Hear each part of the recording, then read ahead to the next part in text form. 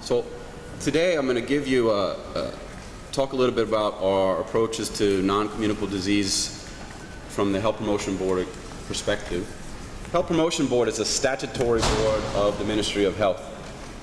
So our job, our only job, is healthy lifestyle. That's our focus. So the Ministry of Health will take care of most of the policy issues. Of course, we work with them on those policy issues, but we primarily focus on healthy lifestyle. So I could talk about tobacco, I could talk about nutrition, but today I'll talk a little bit more about physical activity. But these types of models that I'll be talking about, some of you are familiar with, but they apply pretty much to the way we do business. And then I'll talk a little bit about how we integrate with healthcare, how we're integrating with healthcare in various ways towards the end. So if you look at Singapore's, let's see, changes since 1992, such as in diabetes, you can see it's fairly steady. It went down a little bit in 2004, don't know why, but it's fairly steady and it's actually a little bit lower than it was in 92. Hypertension's gone down over time, and obesity is going up. So a bit of a paradox there, okay? My colleague at Duke NUS in Singapore, Eric Finkelstein, a well-known health economist, says it basically just means probably that Singapore's finally arrived as far as a first world nation. We have more people working at higher levels than we did before, more money, more resources, and so forth. You can also see really quickly the difference between worksite and the general population. Not significantly different. Exercise here is based on, this particular stat is based on just the simple 3 times 20 kind of crude statistic on exercise, although it has gone up recently in Singapore. Our concern, one of our concerns as far as lifestyle management is this area here. Males' rate of obesity has increased over 3 times in Singapore in the last 6 years. And obesity went up from 6.8% to 10.8% in 6 years. So this is and we're talking about BMI of 30. If we look at it from the Asian perspective of BMI 23 and above for overweight and obesity, it's 55% of the nation. And I think from a WHO perspective, it's about 35% if you're using BMI of a 25 cut point. So we have an increasing problem, but we do know where the segments are, and also in Malay women is another segment that we're interested in. So if we talk from the perspective of physical activity, we emphasize active living and active physical activity in general. The stat I showed earlier in exercise mainly focused on this, and that's the stat they were tracking 1992, 1994. So in the last 2 or 3 years, we've shifted from this exercise sports emphasis to more of a total physical activity emphasis, okay, which has really helped us go across the whole of government approach once we were able to move out of just looking at leisure time exercise. And of course, it's still a very important area. We have a Singapore Sports Council that already manages leisure time exercise in sports. But we realized to get more bang for the buck, so to speak, and more impact on health, we really had to start focusing on total physical activity and getting that message out as well. If you look at it, when you look at total physical activity, we use the Global Physical Activity Questionnaire, same as what's used in STEPS WHO. When you look at total physical activity, it's lower, interestingly, in our males, working males. And a lot of that, based on the surveying, has to do with time and pure laziness, is what we're told. So how do we work more physical activity in? Overall, if we look at total physical activity, getting 150 minutes from whether it's leisure time, commuting, or work, it's about 60% of Singaporeans get the sufficient amount, okay?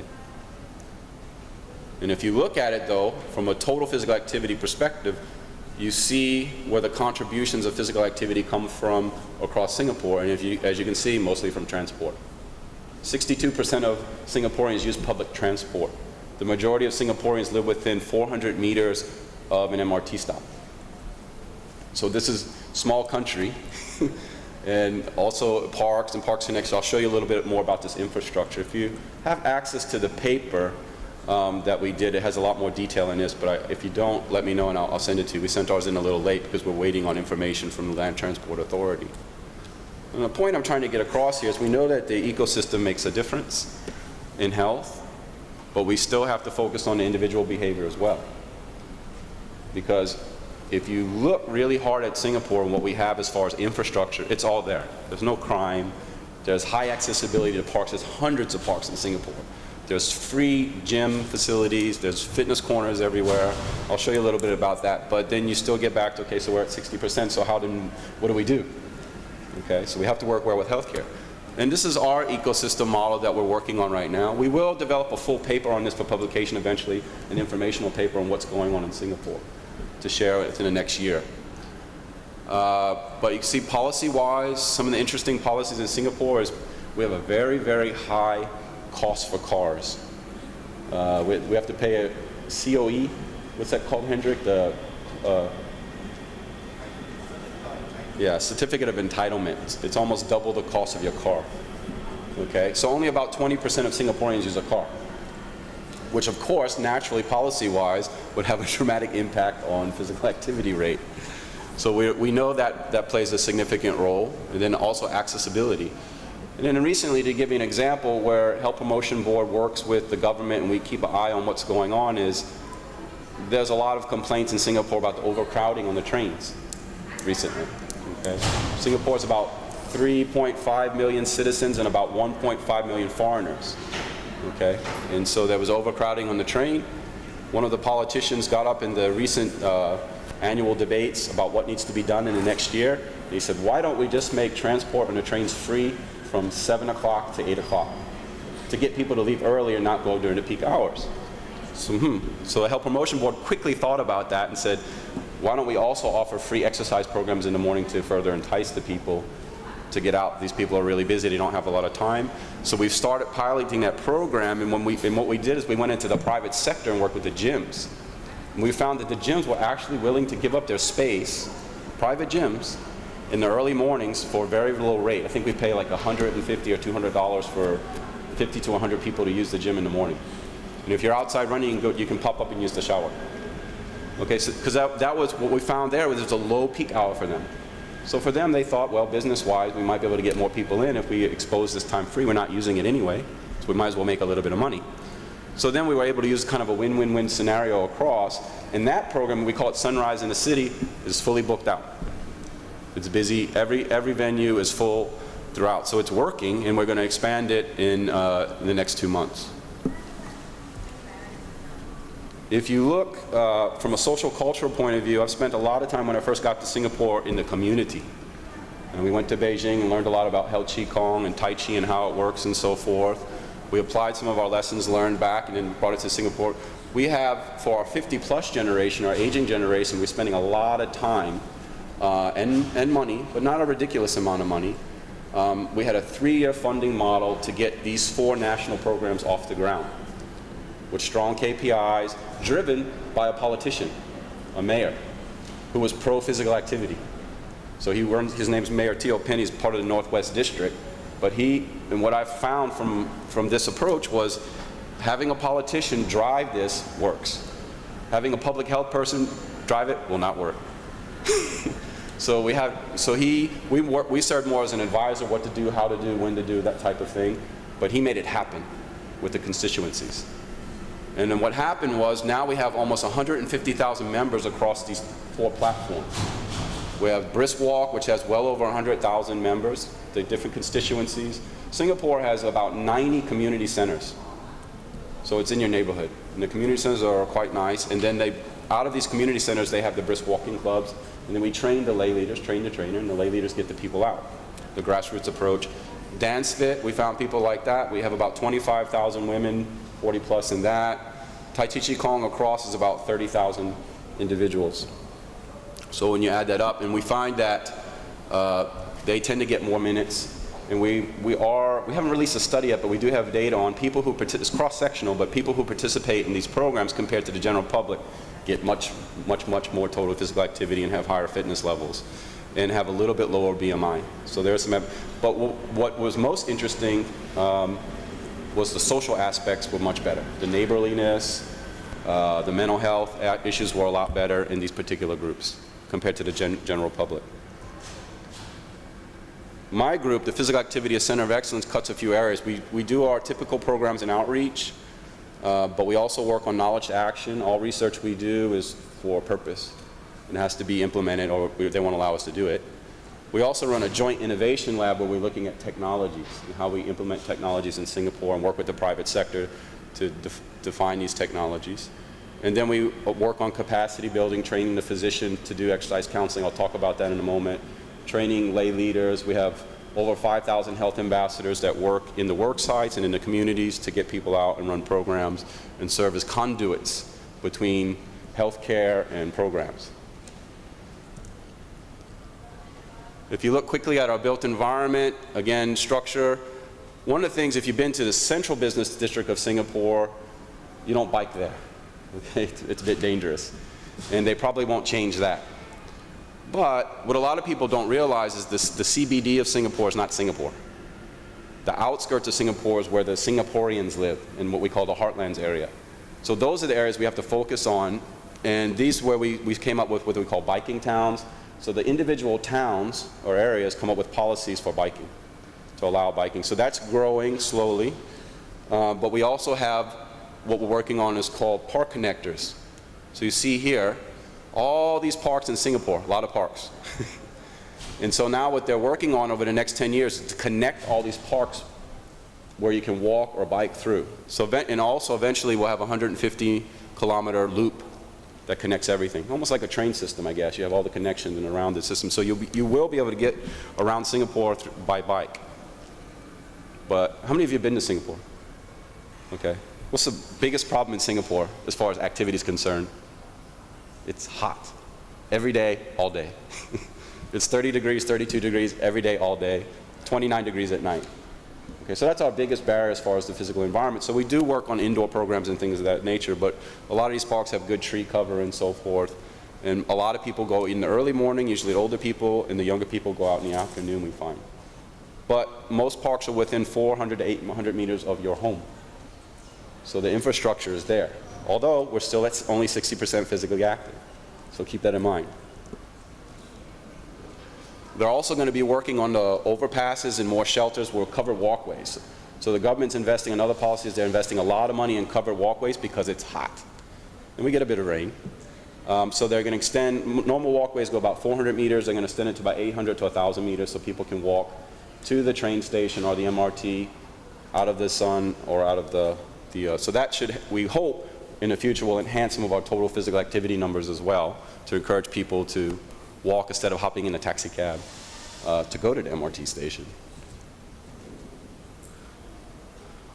We've done studies, of course, most of you have seen this kind of stuff before with the nudge and getting people to use stairs and so forth. And we just published a study recently with School of Public Health in US using pointer decision prompts in our train stations because we have so many train stations. So we figured, well, it's a great area to get people to use the stairs. And it worked, as you would expect. Same thing you've seen in New York, same thing you've seen in Japan. There was an increase in the likelihood of stair use. So now we're trying to get that into policy.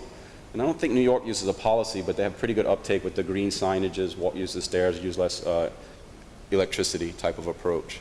So we'll be re-implementing that soon. I spoke earlier about the Singapore Sports Council. So their primary job is sports and sports uptake, not physical activity per se. But they spend a lot of money on facilities and access to sports.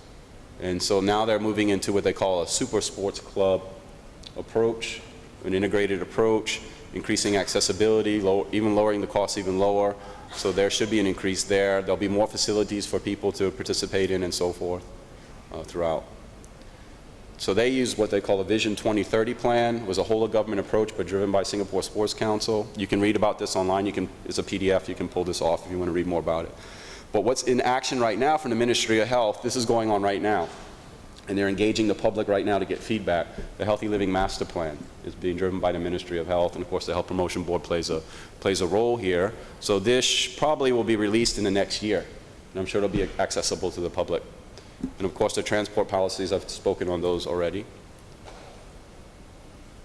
Health enhancing policies across Singapore. Land use is a big area in Singapore. This is our walkability index. So I do some work with Dr. Salas in San Diego, and we wanted to look at walkability in Singapore. Well, we found out we couldn't do a study too well because the walkability was already pretty good in the Heartlands area. So you can see the higher areas of walkability are in green. These are the non-livable areas, and these whiter areas are kind of the moderate walkability levels. Room for improvement, but We'll look at some other things there. So now we'll move on to the integrating of preventative services. So how do we work with preventative services here? Because we know even if we have this great environment, and surely it helps with physical activity uptake and probably to a degree with diet and less smoking and so forth because of policies, but we still have to get back to the individual level. And how do we get people to the park? How do we get people to the Health Qigong program or the brisk walking program? Okay? So one approach that we took up is called the Physical Activity Advice Tool, and this was designed for physicians. We know that physicians are very busy. They don't have a lot of time. Usually they're on an allocated 6, 7, 8-minute visit, if that. So we tried to come up with a solution to get physicians to engage patients on exercise prescription, mostly at the diabetic patients, the obese patients, sedentary patients, hypertensive patients, and so forth. So what it quickly does is it allows the patient, the physician to determine cardiorespiratory fitness level, what we call non-exercise fitness assessment. There's an oxymoron for you. But basically, by putting in resting heart rate, your age, your weight, and so forth, these equations have been around for a while in the US, but we then did a study to confirm in an Asian population, does it predict? So that study should be out in the next month in the Singapore Medical Journal. So we were able to do that, and then from the cardiorespiratory fitness level, the computer software will quickly, so the physician can put in on a clerk and input the basic information, ask about the PAR-Q really quick, and that's it. And then all the physician has to do when it comes to him is click what the diagnosis is. That's it, and click print.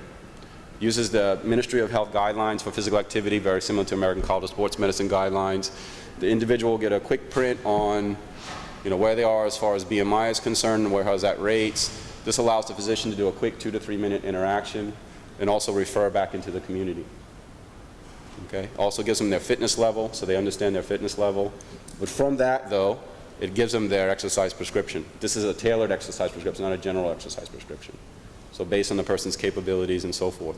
What we want to do with this, so now we're still in the testing phase and improving it, and we're going to do a study with School of Public Health in US to look at how incentives influence physicians to do this brief counseling. So we're doing it $3, $6 per patient.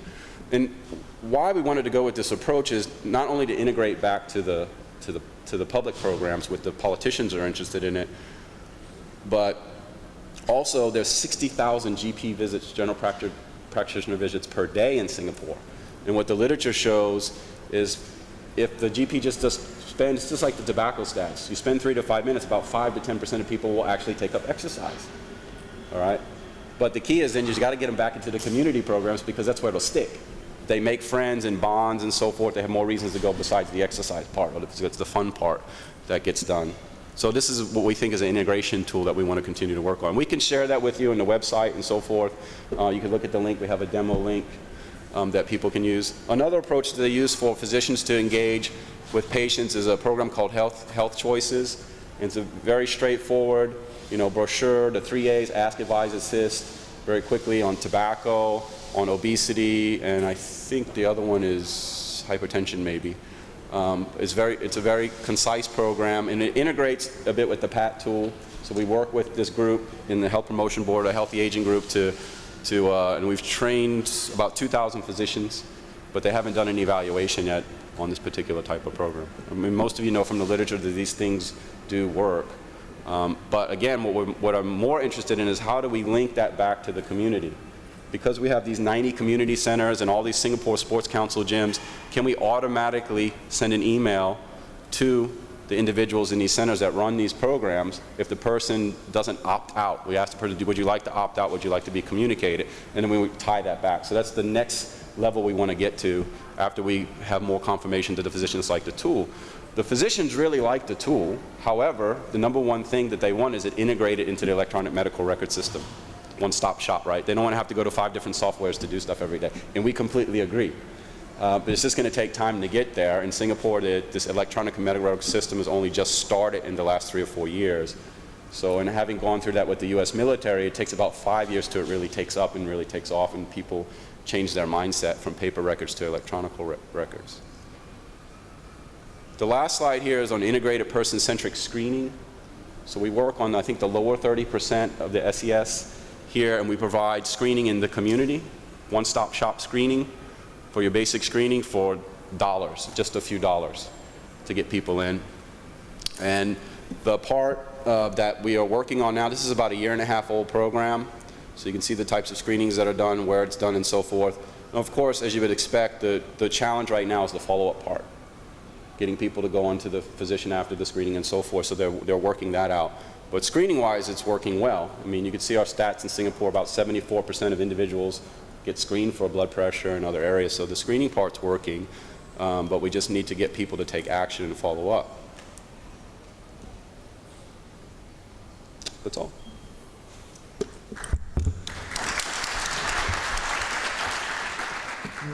Thank you very much.